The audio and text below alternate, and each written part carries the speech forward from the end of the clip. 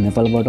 अनि यो च्यानलमा म के सिक्छु कसरी सिक्छु रिसर्च गरेर सकेसम्म सर्ट एन्ड पावरफुल फन्डले भिडियोमा एक्सप्लेन गरेर देखाउने छु।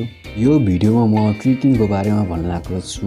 ट्रिकिङ एउटा स्पेसल माइन्डको एटिट्युड जुन एकपछि अर्को माथिको टेक्निक जुन कि धेरै फ्ल्यासी र कम्प्लेक्स देखिन्थ्यो in martial art in 1960 century.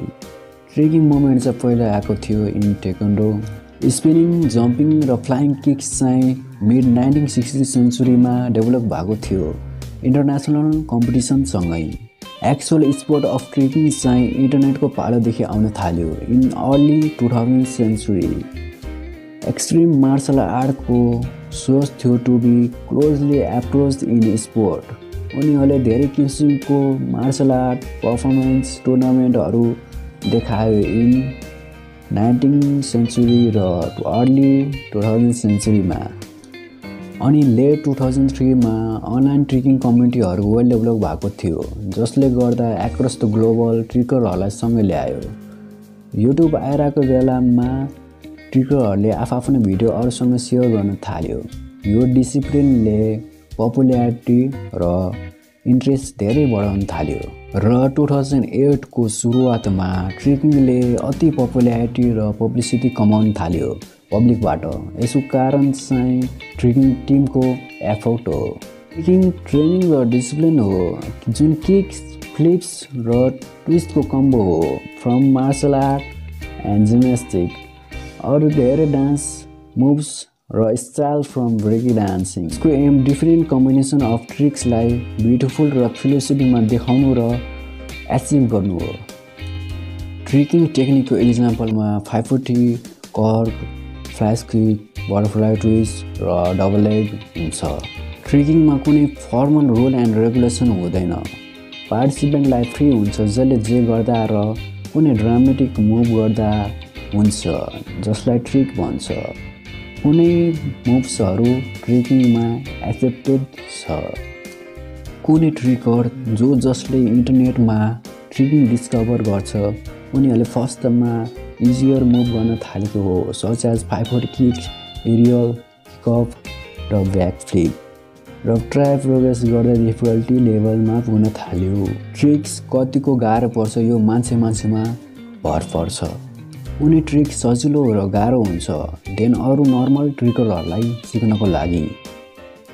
ट्रिकर different category of स्टाइलमा डिभाइडेड हुन सक्छ। कसैले mainly martial art tricks, kicks life ट्रिक्समा गर्छ। कसैले मोस्टली फ्री स्टाइल, जिम्नास्टिक र flips mainly different type of rotation and ट्विस्टमा फोकस गर्छ। तर दुईटैको मुभ्स कम्बाइन डिसिप्लिनबाट हो। ट्रिकर सधैँ आफ्नो बडीलाई हार्ड ट्रेन गर्छ जसले गर्दा पर्फर्मेन्स गर्दा ट्रिकरले जुन टाइममा नि ट्रिक्स गर्न सक्छ। धेरै जस्तो ट्रिकर आफै सिक्छ र सिमिलर स्पोर्ट, जिम्नास्टिक, मार्सल आर्टमा पार्ट लिन्छ। ट्रिकरले आफ्नो फ्रेन्ड्स र अरू कोही जसलाई धेरै ट्रिकिङको बारेमा एक्सपिरियन्स छ उसँग सिक्छ र भिडियो बनाएर र भिडियो हेरेर सिक्छ। ट्रिकर टिम अफ फ्रेन्ड्सबाट फर्म भयो र अरू कोही ट्रिकिङ ग्यादरिङमा एटेन्ड भयो। ट्रिकिङको पपुल्यारिटी बढ्दै गयो ओभर द इयर। फेसिलिटी ल्याउन थाल्यो।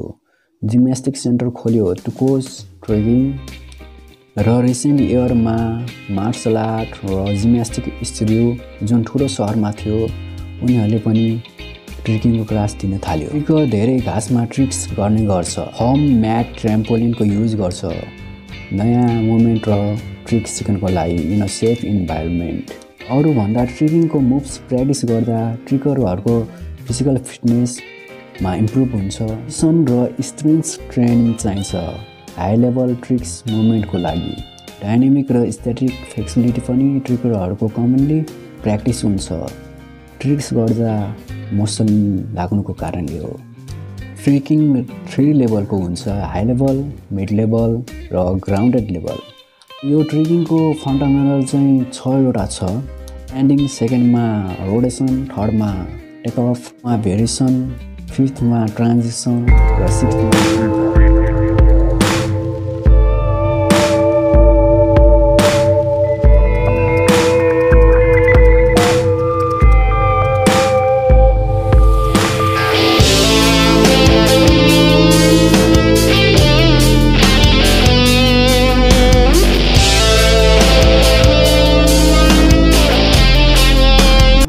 कम्युनिटीको रेगुलर पार्ट हो। यो ट्रिकरले अर्गनाइज गर्छ, यो युजुअली अनलाइनबाट हुन्छ। ग्यादरिङ एउटा अपर्च्युनिटी हो ट्रिकरको लागि टु सोकेस देयर स्टाइल र अरू ट्रिकरसँग एडभाइस लिनुको लागि।